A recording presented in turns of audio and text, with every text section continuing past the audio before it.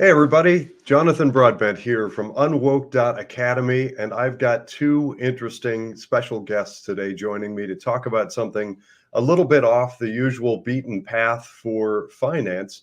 We're actually talking about health-related issues, and I'm going to set this up in the perspective of my experience. On the social media platform Substack, I stumbled upon a profile for Laura Kasner about a year ago, talking about clotastrophe.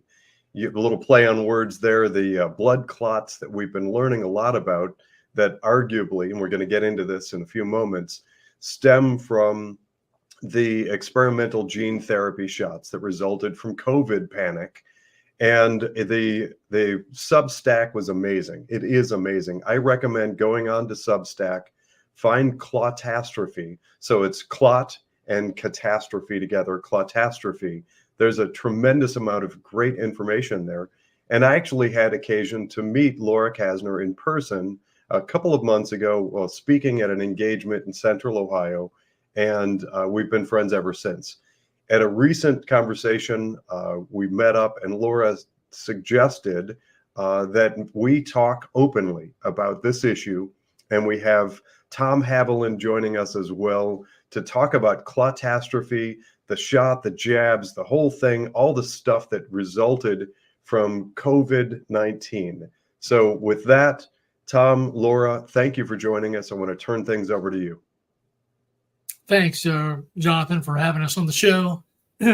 Laura's been a terrific assistant on this entire process, and I consider her a great friend, and we're both from Ohio. I'm from Dayton, Ohio. Laura's from northeastern Ohio, up in the Medina area.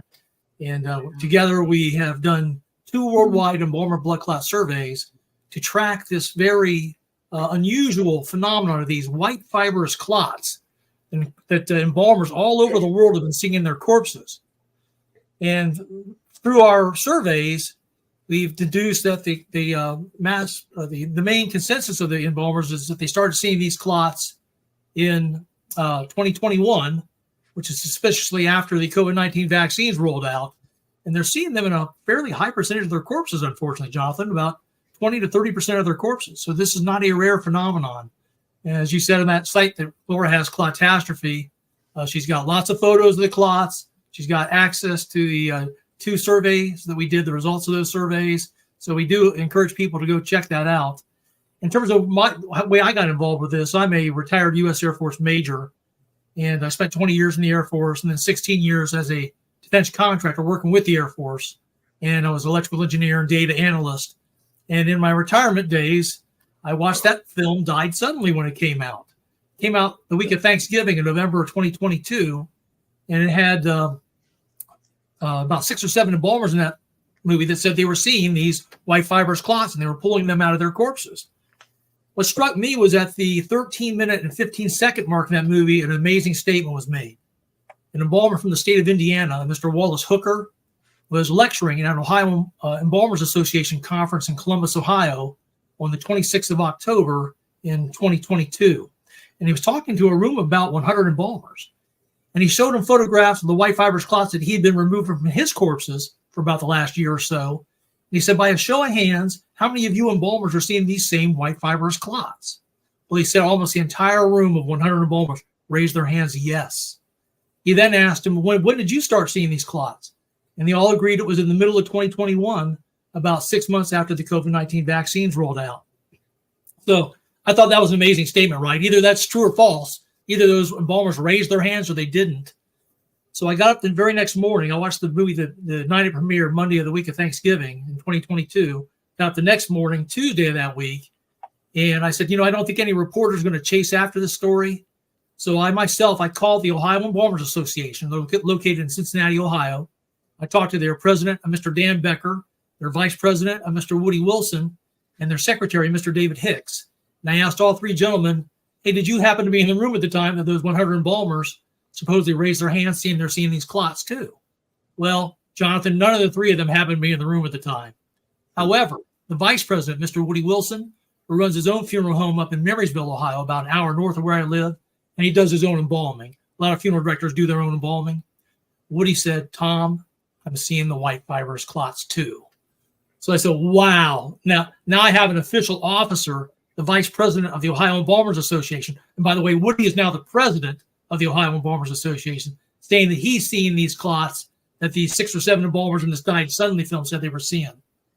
So that led me to, I tried to get that information to Attorney General of Ohio, Dave Yost, say, I don't think a crime is being committed here, but did you know that there's 100 embalmers at this meeting said they're seeing these unusual clots they've never seen before in a high percentage of their corpses?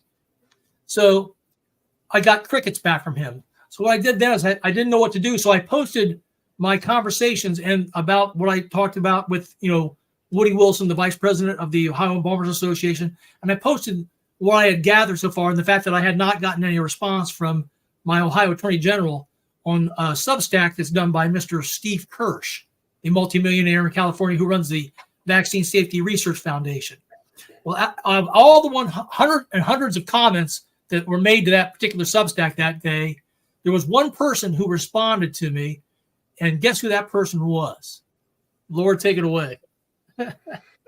So, I religiously read Steve Kirsch's Substack articles, and when I'll read them and I'll read the comments, because a lot of times the comments have gold in them. And so I was reading it before I went to bed the one night, and so I shut my browser down, and the next morning I decided to look at the comments again, which I typically don't do. And by that time, there were over 800 comments to that article. And I just happened to see Tom's comment. And it stuck out because it was in all caps, I think part of it was. So it stuck out. And I read it, and I saw that he was from Ohio, and he was trying to get a hold of Steve to talk to Steve about this. And because I think I subscribe to over 100 Substack authors. And I know that if you're one of the first commenters, the author is most likely to see that comment, especially when you sometimes have 1,500 comments to one article. So I tried calling Tom, and I got his answering machine. So then I sent him an email, and then he ended up calling me, and we spoke. Gosh, Tom, we spoke for probably an hour, I think. Oh, and I said, look, the next time Steve has a Substack article drop, I'll try to be the first commenter so we can get his attention. So I was actually able to be successful in being one of the first commenters. And then ultimately, we didn't end up involving Steve. We just decided, I'd asked Tom, are you familiar with a web-based software called SurveyMonkey? Just coincidentally, which I don't believe in coincidences anymore, but I used that software in my previous job. I was administrative assistant in medical education for 16 years. And I quit that job when I could no longer support the healthcare industry. So I was familiar with that software. Tom hadn't heard of it. So we just ran with it ourselves. Tom created all the questions, and then I loaded them into SurveyMonkey, and here we are. And what we did is, Jonathan, is like any good reporter, he asked the questions who, what, where, when, why, and how, right? Where there's a couple questions the embalmers were not ready to answer, and that's like how the clots are forming or why they're forming. That's a scientific chemical process going on, and the embalmers can't answer that question. But they can answer the what, are they seeing the clots? The when do they start seeing them? The where on the body are they finding these clots? And then the how much, right? What percentage of their corpses are showing up with these clots? So that's what our survey monkey questions centered around in our 2 surveys, is those questions that we knew the embalmers could answer. And I purposely, when I developed the questions and gave them to Laura, I made sure that I did not never mention the words COVID or COVID vaccines in any of the questions or the survey monkey instructions. So I wanted to make sure it was totally unbiased. We weren't leading the witness whatsoever. Just asked them, like I said, what are you seeing? When did you see it? And how much are you seeing? So then the next thing we had to figure out is how to distribute the survey. So we took a 2-prong approach, Laura and I did. We, first of all, we sent a top-down approach. We sent the survey in an email to 50 national, regional, and state funeral director associations, each with hundreds of member funeral directors and embalmers underneath them, asking them to forward the survey to their active embalmers to take. We then used also a bottom-up approach. We looked up over the email addresses for over 1,700 funeral homes around the world, and we sent the survey to them directly and asked them, their active embalmers to take the survey. So using this 2-prong approach, we tried to maximize the number of results. In our first survey, we got 179 responses, of which 2/3 of the embalmers, 66%, 119 of those embalmers, said they were indeed seeing those white fibrous clots. They were seeing them, the majority of them said they were started seeing them in the year 2021 after the jabs rolled out. And they were seeing them in 30% of their corpses, which was Hey, Tom, look, maybe the most shocking result we got.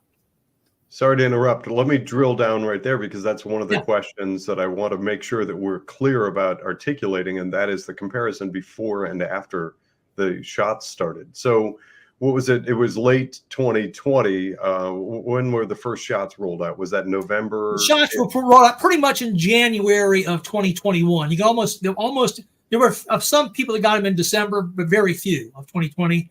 The shots pretty much rolled out in mass in January 2021, which makes it easy to track these things, right? That was actually good in a way in terms of Good. keeping track.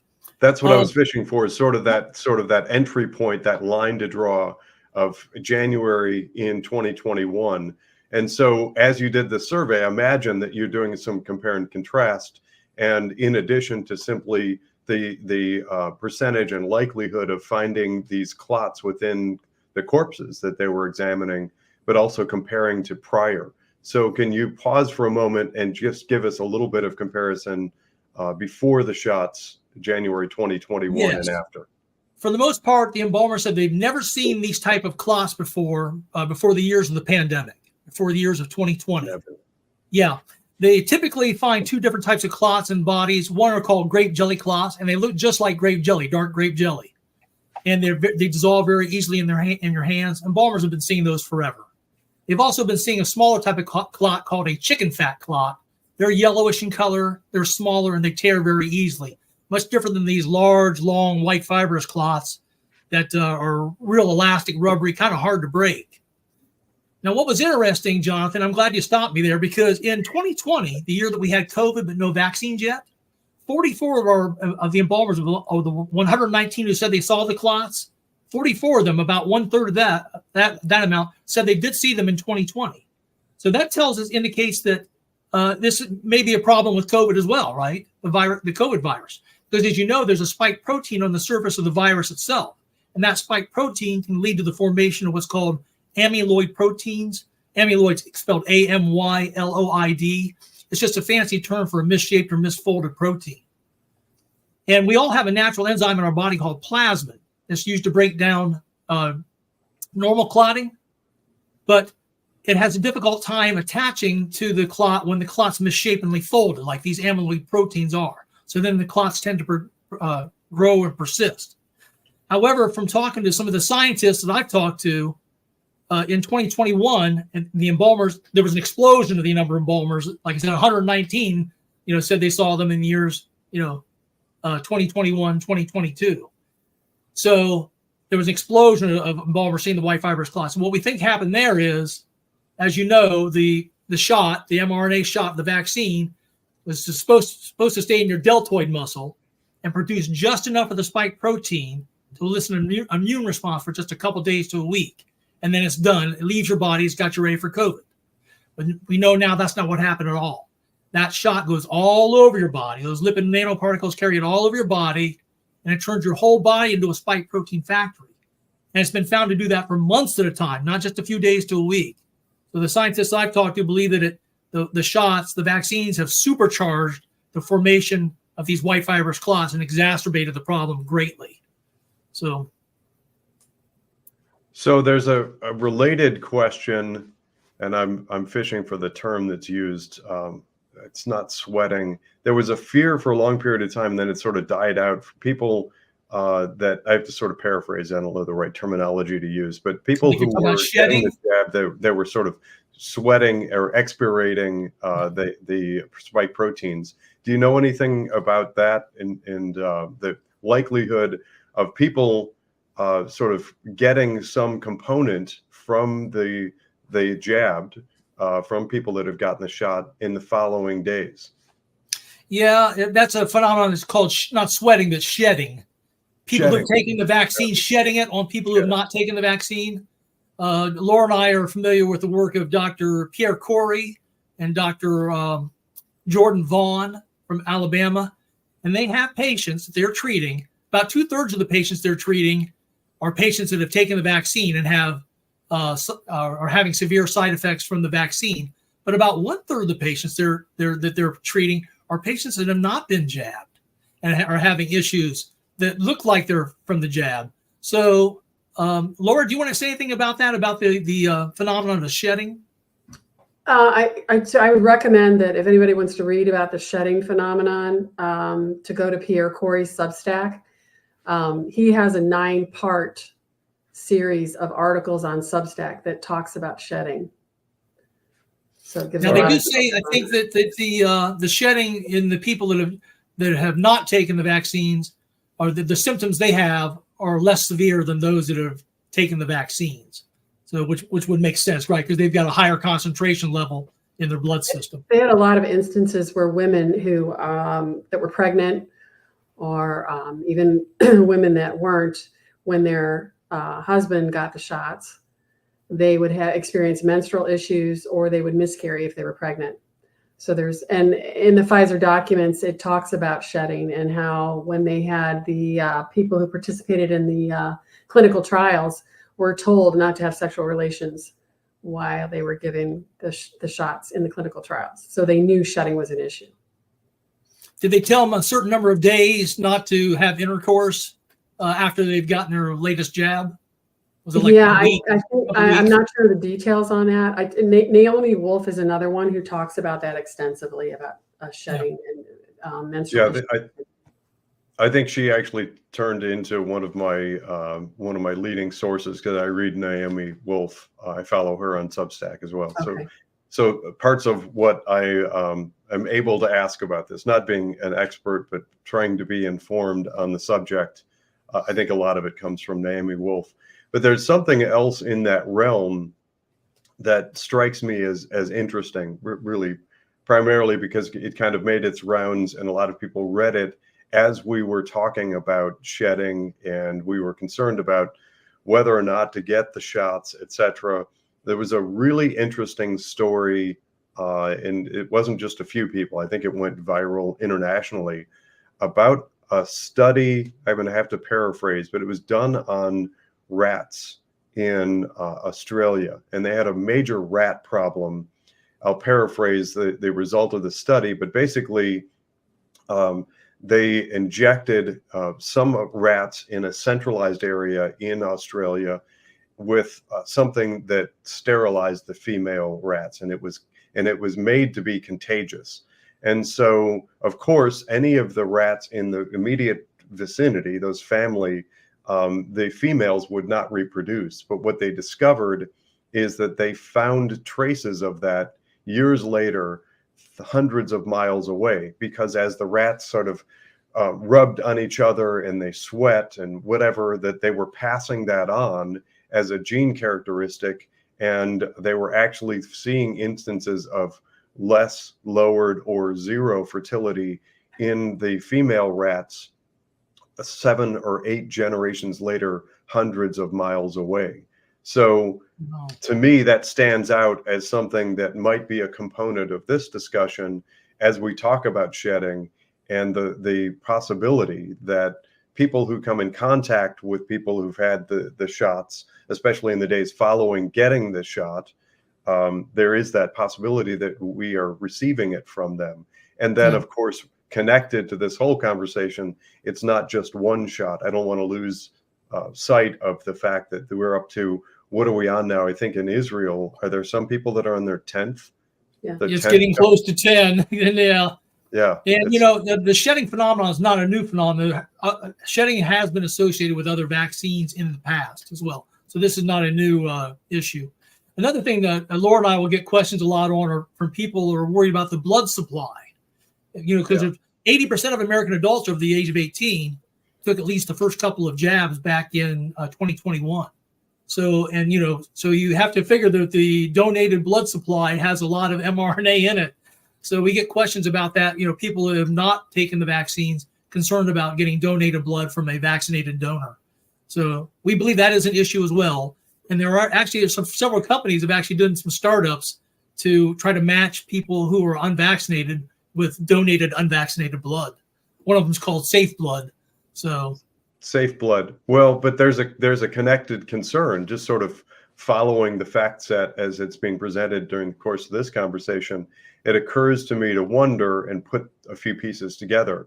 You're referencing medical staff who are treating patients, roughly 1/3 of whom are exhibiting symptoms or showing signs of I don't know what to call it, infection, I guess, who didn't have the jabs. And if that's the case, then is there any such thing left as pure blood, quote unquote? That's an interesting question. It's something that we need to study. Absolutely. Absolutely. Jonathan, are you familiar with who Richard Hirschman is? I'm sorry, say it again. Are you familiar with Richard Hirschman? I know the name. Okay, Richard Hirschman was featured in the Died Suddenly movie. He was actually the first embalmer in the United States to speak out about what he was seeing. He started speaking about them in it was January of 22, right, Tom? When Richard started speaking out. Yeah, January 2022. He has an example of somebody who's embalming he did, and that person was not vaccinated. He had the clots, but he found out that person had received a recent blood transfusion. Gotcha. I'm going to have to go back to and refresh myself on that one. You know, sort of an outlier question, but one that occurs to me to ask. So our audience at UnWoke is all over the country, maybe even all over the world. Although most of what we talk about is specific to the United States. This topic certainly isn't.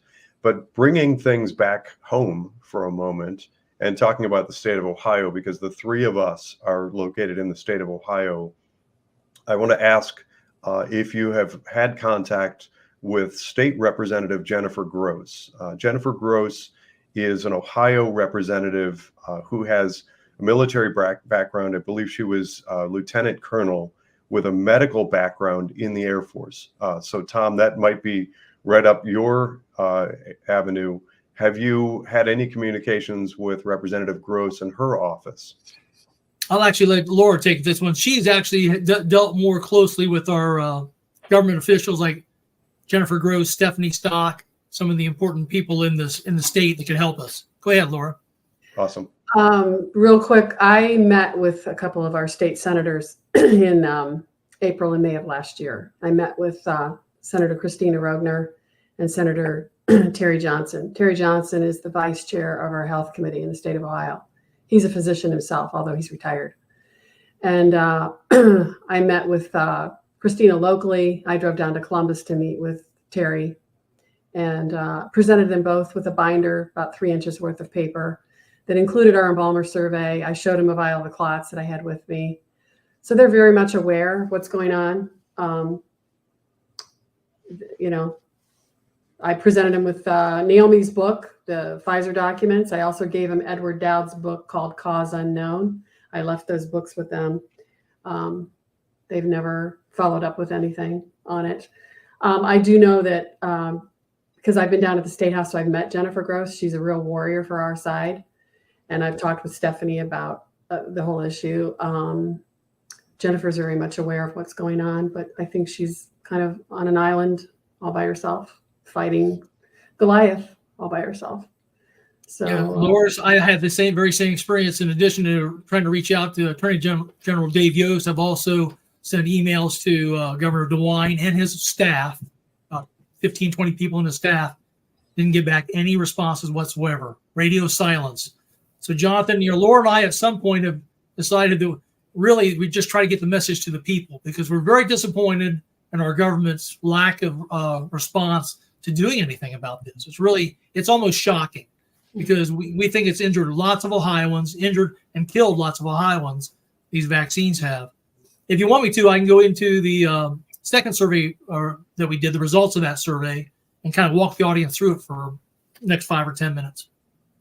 I'm going to get to that in a second, but I can't help but just sort of interject some perspective. Those of us, those of you who follow UnWoke and watch my podcasts, you probably are familiar with my frequent sort of drawing parallels between different avenues, different pillars of society, if you will. and the similarities are uncanny. I've said all along that one of my greatest inspirations in creating UnWoke was Dr. Simone Gold and her work with America's Frontline Doctors. Those people who were in medicine, they stood against, they sort of swam upstream and fought the narrative and challenged what was happening during COVID, are heroes to me. And they should be heroes to everybody. There are some people like that out there, and there are people involved in education. And actually, I just spent part of this morning communicating with one that was connected to I served a role for 3 years with Protect Ohio Children, fighting for K through 12 education. There are some teachers out there who have made valiant efforts to fight back against the narrative and fight back against some of the woke stuff in schools, porn and race baiting and otherwise. Those people are heroes in my book. And in my world, going back, and I've alluded several times to a letter that I wrote in 2009 while working on Wall Street, admonishing the Wall Street behaviors that were funneling pension money from US pensions into a company called BlackRock. That was 15 years ago. I saw the writing on the wall. I saw what was happening, and I thought my job was to be whistleblower. That led to extraordinary troubles for me and legal threats and all kinds of things. Wall Street did not like me calling that out. My point in bringing all that up is it can feel overwhelming for those of us who would simply like to rely on a good, just, and reasonable society that self-regulates. I think that we have gotten beyond that point, arguably, in many facets of society, and medicine is not the only one. At a point, and I think that was a couple of years ago, to Tom's point, it falls upon we the people. It's us. We need to ring the alarm bell uniformly, all of us, not wait for politicians, not waiting for some sort of government entity or something to step in and fix things. That I don't believe is happening, and it's not going to happen. It's not until enough of us get outraged enough, and as Tom holds up that vial of that one, and you've got that clot, you've got clear indication of a byproduct of, and I will argue that this is a bioweapon, this is a stage of warfare. War evolves. And I believe that this is clearly, in my book, an indication, and I get into that in greater detail. I talk about the two generals and how to defeat America without firing a single shot and all that stuff.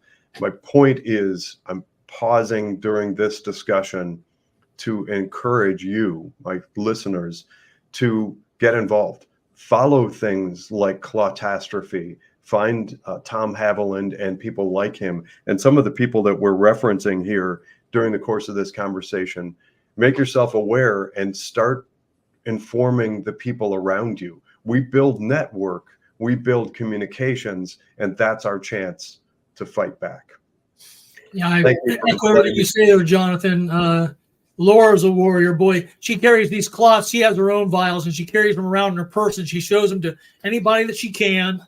I was actually fired from my job in October 2021. I was a defense contractor working at Wright-Patterson Air Force Base, Ohio. Joe Biden came out with the mandates. I knew I didn't want to take the shots. We had gotten a email from a 3-star Air Force general, the entire base had, with the dates that you had to get your shots by from the military, government civilians, and then those of us defense contractors that you had to get your shots by or else get kicked out. And in that email, he tried to guilt those of us who hadn't taken the jab yet into getting it. So I sent this 3-star Air Force general back an email, and I said, shame on you. Instead of standing up for our right to decide for ourselves whether or not to take an experimental drug, you chose to spend your time trying to guilt us into taking the jab. Shame on you. And I didn't just send the email to him, Jonathan. I CC'd all 30,000 people that work at Wright-Patterson Air Force Base. So I knew what was going to happen. I got a call a half hour later from my defense contractor boss, and I was fired from a $165,000 a year job as an electrical engineer at the base. But somebody had to do it. Somebody had to push back. None of the colonels, none of the generals were pushing back on these unlawful mandates. I consider them all to be either cowards or tyrants. So I echo what you say, that people, individual citizens, you need to stand up and fight for your rights. They're your rights. Protect them, especially the right to medical freedom, right? And boy, this is the perfect example of it, right? They mandated people get these jabs. They didn't know what they had. They called them safe and effective, not knowing whether they were really safe and effective or not. They wound up not to be either one, and people are paying the price for it. So this should be a terrific lesson for the American people, whether it comes to more shots or things like central bank digital currencies, anything that's coming down the pike in the future to take away your freedom. Be very skeptical about it and fight for your rights. I'm glad you brought that up. During the course of the last few years, I've been out there shaking the bushes and making phone calls in my area of expertise, in my world in finance, to try and find more people. I do find a lot of people who agree that what's happening, and to me, there's a clear parallel between the jabs and the result and those clots, and things like a recent episode of UnWoke.Academy where Justin Bernier joined us and talked about a CPA report that was developed and presented to Congress showing how companies like BlackRock, I don't just pick on BlackRock, by the way, there are plenty of other bad actors out there who I don't trust, but BlackRock in particular was the focus of this report presented to Congress, showing how they were using offshore managers to take U.S. investment dollars and fund the growth and development of the Chinese Communist Party's military ambitions. That's true. That's happening. And it's been revealed that is a type of cancerous, awful behavior. It's treachery against us, we the people. And it's up to people like Tom Haviland. Kudos to you for having the spine and wherewithal to send that email. Now it's your turn, Mr. and Mrs. Audience member. We need to all do a lot more like that. So I'll get off my soapbox with that. Tom and Laura, you were going to get into the next survey. Yeah. Hey, Tom, before you start, let me mention something. First of all, Jonathan, I think you know the motivation that I have in this fight is because I got the shots. And so it's real personal for me. By the grace of God, I've been healthy. And I hope I remain that way as long as with, my husband and my loved ones that have gotten them. But that's my motivation. And so, for people that have gotten them, we need to get mad, and it kind of spurs you into action. That anger, I've tried to let that anger be something to motivate me for good. So I want to mention that Tom has been interviewed by some really big names in this movement for medical freedom. Del Bigtree, I don't know, Jonathan, if you're familiar with him, but also Cheryl Atkinson interviewed Tom and Richard both together a few months ago. Well, actually, a year ago. But I have links in my Substack to those interviews that Tom has done and that Richard has done. So I believe those are all in my very first Substack article. It says it's entitled "Embalmer Blood Clots." So those links are all in my article, so that people can go look at those interviews. Terrific. Kudos to you, Laura. That's Clotastrophe. Head on over to Substack. It's Laura Kasner, laurakasner.substack.com. Yep. And she's a rare breed, Jonathan. Not many people have been able to take down their pride and say, you know what, I made a mistake. I never should have taken that shot. It's amazing how many people are just keeping it to themselves. Internally, they regret taking the shots, but they don't want to tell anybody publicly. So I give a lot of kudos to Laura for having the guts to come out and say, you know what, I was duped. And, these people are evil. They made me take something. I think they knew there were problems with that jab before they released it. They let it release anyways. And now, thank goodness nothing has happened to Laura. So I pray over her all the time that nothing's, as well as my family. I've got family members. I bet you most of your audience does too. Whether your audience is not jabbed, they've probably got loved ones very close to them who have taken the vaccines. And that was part of the motivation for Laura and I to do the survey. We wanted to find out what the answers were, because we're concerned about our loved ones who have taken the shots. So let me get into the presentation now, and we'll talk about a couple of things we found in our latest survey. And all these slides are on my Substack too that Tom's going to show. one of my subsequent articles, Jonathan, has the files for all of this PowerPoint presentation that Tom's going to show you. So I'll start from here. Laura and I, we started our survey this time on the 8th of December, ran it through about the 8th of January. We usually try to run it for a month. And we'll send out emails to the 50 national, regional, and state funeral director associations and the 1,700 funeral homes directly. We'll send them about 3 emails, one at the beginning of the survey, one near the middle, and then one at the end saying, hey, you know, there's still time to take the survey, to try to maximize the number of results that we get. So, well, one of the first questions we asked this year is, how many years have you been an active embalmer? And by the way, when we did the survey, Laura turned off the IP tracking feature in SurveyMonkey. We wanted to make sure the embalmers felt as comfortable as possible when taking the survey. So we turned off that feature so they knew, and we told them we're not going to track you to your computer's IP address. Try to make them feel as comfortable as possible taking it. We asked them, how many years have you been an active embalmer? As you can see there, there's quite a long bar there at the bottom with 137 embalmers had over 20 years of experience of embalming. The average was 15 years. So these people know what they're seeing. They know what the corpses look like, 2019 and prior, before the pandemic. In 2020, the year that we had the pandemic, but no vaccines yet. And then from 2021 going forward, when we had both the vaccines and the pandemic. So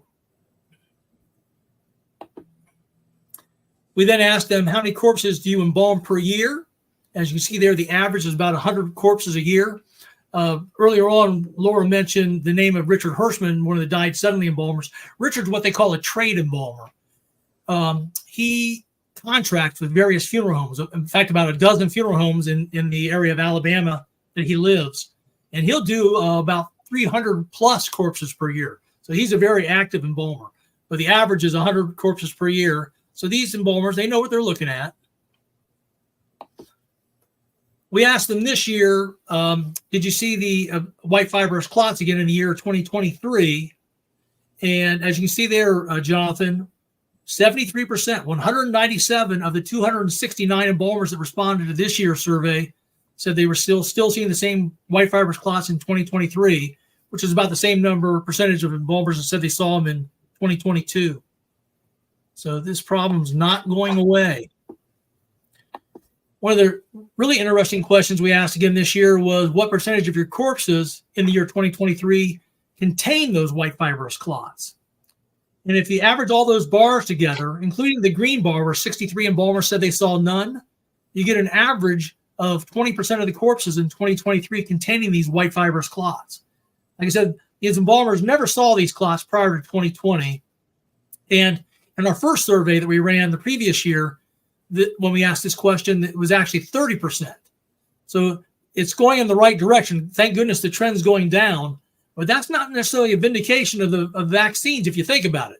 As I said earlier, 80% of American adults over the age of 18, according to the CDC, took at least the first 2 jabs way back in 2021. But only about 20% of American adults over the age of 18 took the BA4, BA5 bivalent Omicron booster in the fall of 2022. Only about 10 to 15% of Americans took the XBB 1.5 booster that came out this last fall of 2023. So as you get further and further away from people taking their last jabs way back in 2021, you might expect the percentage of corpses with these white fibrous clots to go down if the vaccines are causing the clots. This is actually confirms one of the what's called the Bradford Hill criteria. There's a set of criteria used to judge scientific phenomenon.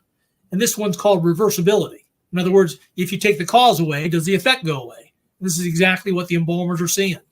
So, like I said, this is not a good news for the vaccines.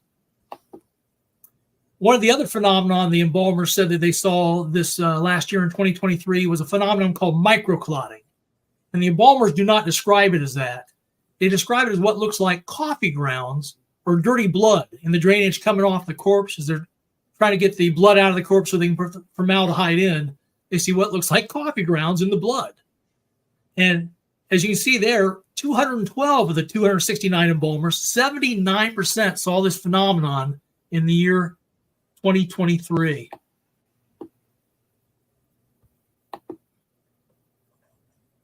Let's see. 79% is huge. Yeah. We then asked them, okay, the next natural question is what percentage of your corpses in 2023 had that microclotting or coffee grounds? As you can see there, if you average all those bars together, again, including the green bars, they saw these in an average of 25% of their corpses, Jonathan, 1 out of every 4 corpses. This is a phenomenon they have seen prior to the pandemic. You used to see it in about less than 5% of their corpses, particularly people that had a heavy chemotherapy. It's a very unusual thing to see. But now they're seeing it in an average of 25% of their corpses. If you look over there on the left, you can see there were 58 embalmers that said they saw the microclotting in between 21 to 40% of their corpses. Another 32 embalmers said they saw it between 41 to 60% of their corpses. 16 embalmers said they saw it between 61 to 80% of their corpses. So again, not a rare phenomenon. Richard Hirschman, who talks to Laura and I quite a bit, quite often, says, Tom, the blood has changed. He likes to say that, doesn't he, Laura? It's definitely changed. Yeah. Tom, let me interject a question, if I may, Sure. here. There is anecdotal evidence and certainly a lot of social discussion about the age of those impacted. And so during COVID, we heard all sorts of stuff that there were comorbidities, and it was mainly the elderly, et cetera. And then if you follow all of the died suddenly conversation, that's moved significantly into much younger demographic, where you're hearing about kids passing out on the soccer field in their late teens and early 20s, et cetera. Does any of this data that you received correlate to age information? Yeah, and that fact, you've set me up for the last slide in the presentation. We'll get there in just a minute, Jonathan. That's a good question. Okay. I'll go through these and then we'll get to that question. So that's a very excellent question. In addition to the white fiber, the brand new white fibrous clots and the quintupling of the microclotting effect, we're also seeing an increase in traditional grape jelly clots as well. The embalmers saw those in an average of 40% of their corpses in 2023. We asked them what that used to be like before the pandemic, prior to 2019. And they would see them in 30% of the corpses, but it's still up from 30 to 40%. And they've also, the embalmers tell me that the grape jelly clots have also increased in their viscosity. They're more like grape jam now than grape jelly. Another question we asked the embalmers this year was, some of them said, hey, you need to ask about infant deaths, miscarriages, fetal demises, stillborns, SIDS cases, because they've seen an increase in the stillborns and SIDS, particularly the embalmers have, in 2023. The good news here, Jonathan, is of those that we surveyed, the majority, you can see the no bar is longer there. 184 embalmers said they did not see any increase in infant deaths in 2023 compared to the years 2019 and prior. Or there was a pretty good percentage there, 21%, 57 embalmers said they did see an increase. So when we asked them, well, what kind of increase did you see? If you take all those bars and average them together, starting with the yellow bar, if you do not include the blue bar this time, but you see an increase in 25% increase in infant deaths in 2023 compared to the pre-COVID years for just that, those embalmers that did see an increase. Now we'll get to your last question there that you asked about age distribution, because we wanted to know that too. We didn't get a chance to ask that last year. So we asked the embalmers, hey, and what age group did you see an increase in the number of clots of any type, whether it was grape jelly or white fibrous clots or the microclotting phenomenon? And please mark all age groups that apply, so they can mark multiple answers on this particular one. As you can see there, the longest bars are for the older age groups, which is still kind of shocking, right? Because normally older people start to have problems with their pipes getting clogged, with plaque buildup in their veins and arteries at an older age. But the embalmer said they saw even more than usual in those age groups. Look at the 66 to 80-year-old age group. 157 embalmers said they saw an increase still in that age group. One of the bars, though, that really concerns me is that 36 to 50-year-old bar. A significant number of the embalmers, 89 of them, said they saw an increase in that particular age group. And, usually you do not associate with 36 to 50-year-olds with strokes and heart attacks, right? Usually that doesn't start happening until people get in their late 50s, early 60s at the earliest. But the embalmer said they were seeing a large increase in the number of clots in that age group. And that dovetails very closely with the work that Edward Dowd's doing. Laura mentioned Edward Dowd earlier.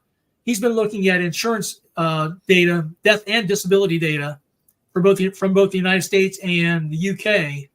And he noticed a tremendous spike in death and disability starting in the third quarter of 2021. And that's not too surprising because you remember that's when the mandates came out. And it wasn't, remember, just for the military. You recall that Joe Biden also tried to make any company that had more than 100 employees mandate the shots on their employees. Now, thank goodness that was eventually shot down by the Supreme Court. But a lot of businesses went ahead preemptively and required that their employees get shots in that third quarter of 2021 in order to keep their jobs. So, like I said, that's when Edward Dowd started seeing a tremendous spike in that data. So the embalmers corroborate that with this particular bar here in the 36 to 50-year-old age category. So that's what we found out this year. I'll stop sharing here. All right. Wow. So there is a tremendous amount of incredible data there. So the resources and next steps, we've highlighted a few things. Go and find and follow people like Laura Kasner at Clotastrophe on Substack. Are there any other sources that you would suggest people go to inform themselves on these issues? And I think related to, Laura, your experience and what you're going through, what sort of direction can you point people in who maybe had some number of shots and are concerned about where to go next to try and combat that? I would recommend the flccc.net. Those physicians there, Dr. Pierre Corey, Dr. Paul Merrick, they have all kinds of protocols for early treatment of COVID, for vaccine injuries, for, I do all kinds of mitigation, just in case. So there's a lot of supplements that I take, and that is an amazing resource, flccc.net. I would highly recommend anybody who's searching for, some way to, look for help if they do indeed have some issues. They can find it there. It's hard to find doctors that can treat appropriately. A lot of them will not acknowledge the fact that the vaccines are causing problems. I feel blessed enough that I'm only half an hour from Dr. Sherry Tenpenny's office, and she's one of the original Dirty Dozen. I'm sure you're familiar with that. And she doesn't take any new patients, but I see a physician that's there on her staff. So I feel like I'm in good hands. Well, if people enjoy watching YouTube videos, they can go to a couple of channels. Dr. John Campbell runs a channel out of the UK. So does Dr. Philip McMillan, runs a channel called Vegan Health, VEJON. Both Dr. Campbell and Dr. McMillan have interviewed myself, other embalmers like Mr. John O'Looney, Richard Hirschman, and they're staying on top of this issue and studying the negative effects of the vaccine. They have to be careful about how they talk about it because YouTube videos can be taken down very, very easily. So sometimes we have to talk around him. Dr. McMillan, he calls the shots the elephant in the room. So we refer to, so when you hear them talking about the elephant, they're talking about the jabs. So, when I had the results of both these surveys done, Jonathan, for example, last year's survey, when we had the USA portion of the survey done, I immediately sent those to the FDA. They had a meeting of their vaccine and related biological products advisory committee on the 26th of January of 2023. I actually asked to speak at that meeting. They had an hour set aside for oral presentations from the public, but there were 20 speakers. They had a lottery ensued, and I was not selected as one of the speakers. But I did submit my information in a written format. I did get a tracking number from the FDA, but throughout all of last year, I didn't hear not a single peep out of the FDA or the CDC or the NIH. So again, this year, when we had the results of the survey, Laura and I had them done on the 8th of January. I wrapped them up on the 9th of January, the very next day, sent them off again to the FDA, CDC, and NIH, and have not heard anything from them. And it's really a shame because a retired Air Force major and with his assistant, Laura, we shouldn't have to do this, right? The FDA, the CDC, they should have a curiosity and interest in trying to find out, is there a link between the COVID-19 vaccines and these unusual white fibrous clots, the microclotting issue, other things like turbo cancers, miscarriages, nerve damage, myocarditis, etc. There's a whole host of things that are going on. And we know that we've seen 10% excess mortality the last 3 years in highly vaccinated countries. Interestingly, we haven't seen any excess mortality in countries in Africa that have very low uptake on the jabs. So that should tell people something, right? So that's why Laura and I, we try to resign ourselves to try to reach as many people as we can at the grassroots level to let them know about this. And frankly, Americans are getting wise anyways, right? They probably took 2 or 3 jabs. They started catching COVID again anyways, once or twice. They said, I'm done with this, and they started to hear about all these negative side effects. So the American people are not dummies. Like I said, less than 10% now have taken the last jab that came out last year. So we think they're figuring it out, but we want to make sure that they know that Big Pharma is not stopping. They've got a flu shot, a RSV shot, a shingles shot, all based on the same mRNA lipid nanoparticle technology. They're coming out, they're trying to get approval for right now. And Moderna's got about 40 of these things in the pipeline, ready to unleash on us over the next couple of years. To pump into not just hundreds of millions, but billions of arms around the world, right? 5.5 billion people around the planet have taken at least one of these shots. 5.5 out of the 8 billion people on the planet have taken at least one of these shots. So, Jonathan, I'm assuming we only have a few minutes here if we want to stay at an hour. But Tom, maybe we want to delve a little bit into the fact that these clots are being found in the living, and maybe put a plea out to anybody listening for somebody that might come forward from a cath lab to talk about that. Good point. Dr. Philip McMillan, who I just mentioned a minute ago, runs that channel Vegan Health, found a cath lab whistleblower. It's a person who works in a catheterization lab in a hospital who admits that he's been pulling these out of these same white fibrous clots out of living people for the last 3 years. And he's done a 52-minute interview on Dr. McMillan's Substack, where he says he's pulling anywhere between 3 to 10 of those white fibrous clots out of patients per week in his one cath lab alone.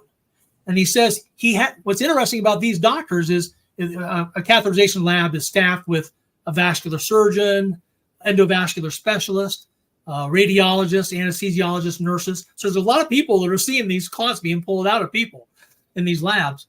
But what's interesting is these doctors do have access to the vaccination records of all their patients, unlike the embalmers. The embalmers usually don't know. Funeral directors, sometimes the embalmers who are funeral directors, they will ask the family of the deceased, hey, did your loved one take the vaccine? And one of the ones that we're in touch with from Missouri, who is in both those roles, funeral director and embalmer, she says that 100% of the time when she finds the clots, the family says, yes, their loved one has been jabbed. But this whistleblower for Dr. Philip McMillan says that he has access to the vaccination records, and 99% of the time when he finds the clots, the person's had anywhere between 1 to 8 vaccines. And it seems like the more vaccines they've had, the worse the clots are.